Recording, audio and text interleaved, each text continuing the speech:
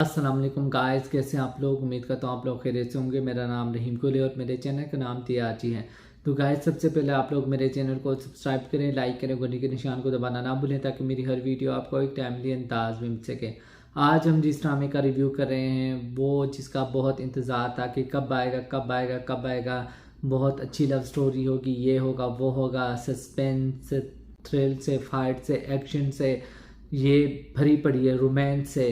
तो ये स्टोरी कब स्टार्ट होगी? तो फाइनली अब इसका स्टार्ट हो गया। पिछले वीक इसकी 2 एपिसोड आई थी और इस वीक भी 2 एपिसोड आ गई हैं। तो मैं बात कर रहा हूँ हमराही की। हमराही ड्रामा बहुत मज़े का ड्रामा है, मुझे तो पसंद आ रहा है। ठीक है, जो हिबा बुखारी है उसका नाम एलिफ है। ठीक है, और उसकी माँ टर्किश है। ठीक है, और उसने पाकिस्तान में उसने एक रेस्टोरेंट खोला हुआ है, होटल की ओनर है। ठीक है, वो सब देखभाल करती है और उसका अंडर काम है। वो बहुत प्यारी सी जगह होती है।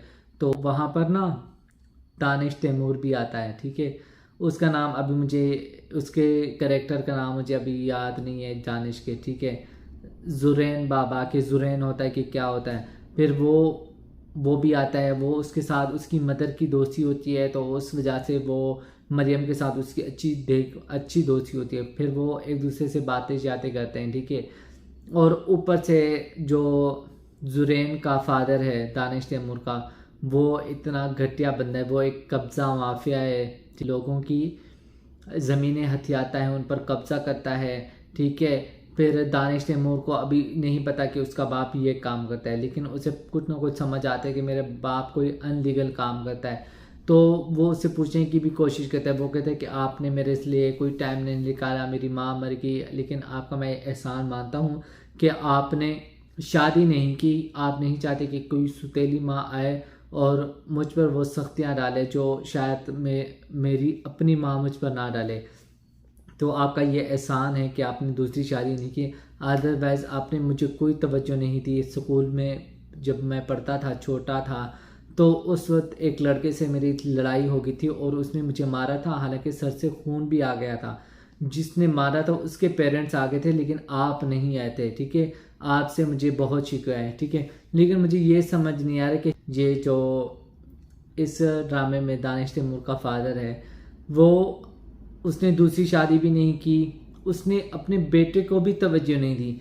तो ये भाई साहब क्या करते रहे? हाँ, चलो दिन के बाद या किसी भी टाइम वो कब्जा करता था, लड़ता था, उनको कब्जा माफिया जो उसका गैंग था उसको चला रहा था, लेकिन कम से कम उसको अपने बेटे के लिए तो टाइम निकालना चाहिए।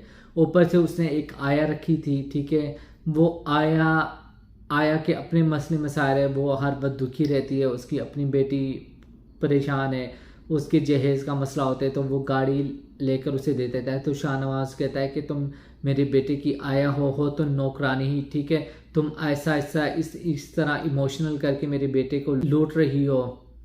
वो उसे भी डांटता है। हालांकि जितना ये अमीर दिखाया है, जितना बड़ा घर, गार्ड्स और इतने बड़े यानी कि गैंग होता है इसका अपना, इसके मुताबिक इसके साथ बहुत ज़्यादा पैसा होता है। ठीक है, ऊपर से क्या होता है कि जो हमारी हिबा बुखारी है एलिफ, वो गाड़ी में आ रही होती है और फ़ोन पर बात कर रही होती है पेशेंट्स के साथ कि आई डोंट नो किसके साथ, कि अचानक से पीछे से ना दानिश तैमूर आ रहा होता है। ठीक है, वो गाड़ी की हॉर्न देता है, लेकिन वो गाड़ी नहीं हटाती, जिसकी वजह से वो उससे गुस्सा होता है और पीछे वो गाड़ी मार देता है। और जिस तरह से ज़ोर से मारता है, शीशे टूट जाते हैं, पीछे वाला बम्पर टूट जाता है, काफ़ी नुकसान होता है गाड़ी का।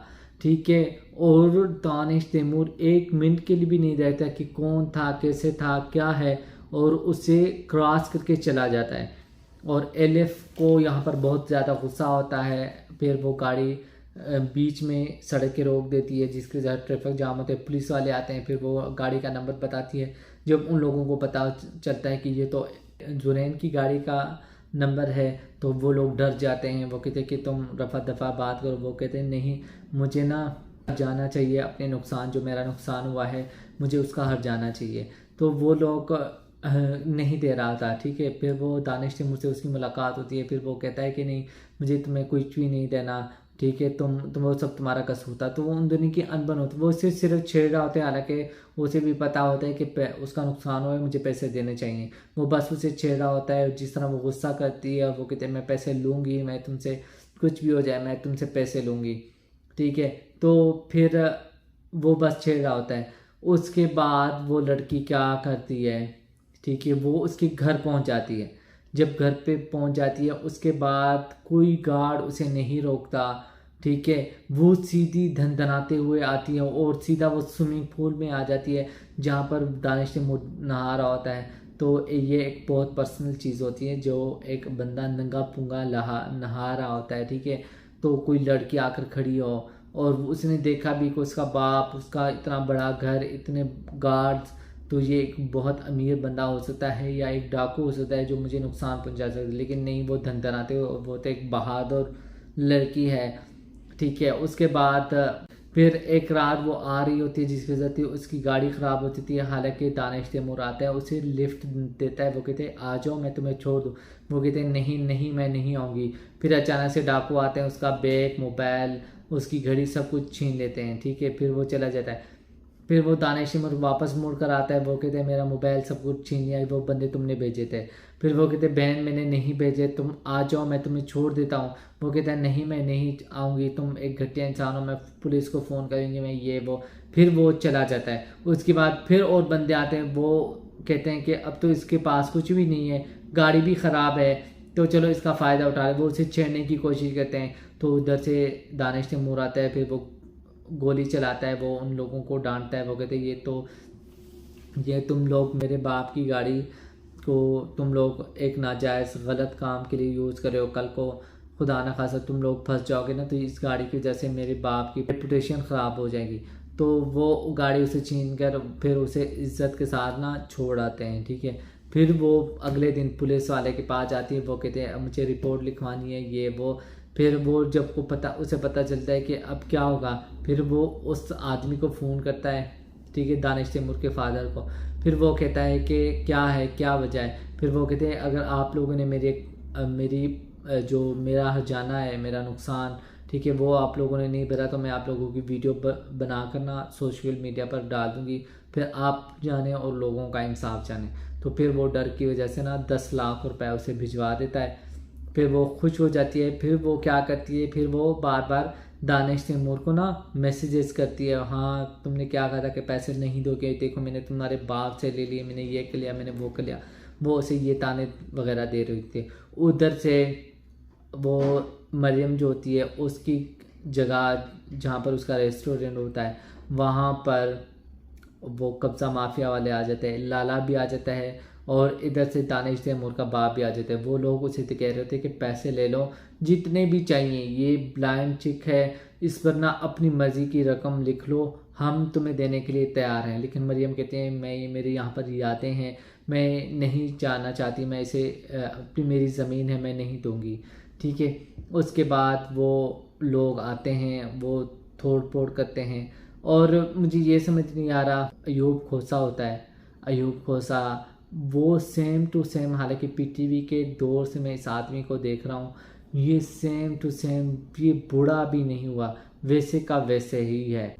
जो लाला होता है जब मरियम के पास आता है तो मरियम मुझे कहती है कि मैं मेरी यादों की बहुत, ये मेरे लिए बहुत कीमती है, इसमें मेरी बहुत सारी अच्छी यादें हैं, तो इस जगह को नहीं बेच सकती, ठीक है।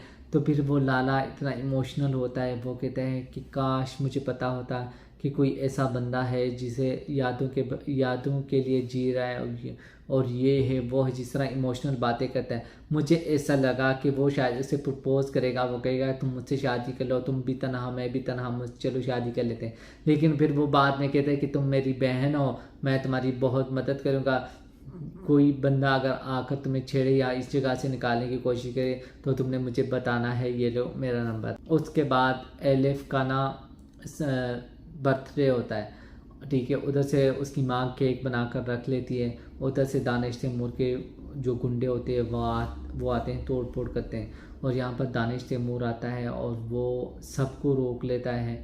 फिर वो कहते हैं कि तुम यूसुफ, आई डोंट नो उसके बाप का क्या नाम है, यूसुफ के बेटे हो, हाँ तुम वही हो, मैं तुमसे नफ़रत करती हूँ, तुम प्लीज़ यहाँ से चले जाओ, मुझे क्यों नहीं पता चला, ये तुम्हारे लोग हैं। वो कहते मैं तुमसे वादा करता हूँ कि ये ज़मीन तुम्हारी कहीं नहीं जाएगी, ये तुम्हारी ही रहेगी, तो तुम्हें परेशान होने की ज़रूरत बिल्कुल भी नहीं है, तुम्हें परेशान होने की ज़रूरत बिल्कुल भी नहीं है, तो तुम इस पर ना आराम से रह सकती हो। तो फिर वो खुश हो जाती है, फिर वो अपने बाप को कन्विंस करता है कि नहीं, वो अब वो जगह उसकी ही है। अब उसकी माँ भी बीमार है बहुत ज़्यादा, अलिफ भी चापत, अलिफ को भी अंदाज़ा हो गया कि मेरी माँ ठीक नहीं हो सकती। यहाँ पर उनके वो बर्थडे, जिस तरह वो बर्थडे का केक काटती है, वो बार बार कहती है कि अलिफ को कहते हैं एक बार फिर केक काटो, और रो रही होती है, वो बहुत इमोशनल सीन होता है। मैं इस ड्रामे को एंजॉय कर रहा हूँ, आप लोगों को कैसा लग रहा है, आप लोगों ने अपना फीडबैक मुझे लाजमी देना, और मेरे चैनल को सब्सक्राइब करें, लाइक करें और घंटी के निशान को दबाना ना भूलें, ताकि मेरी हर वीडियो आपको एक टाइम अंदाज में मिल सके। मिलते हैं कि नई वीडियो में। ओके, खुदा हाफिज़।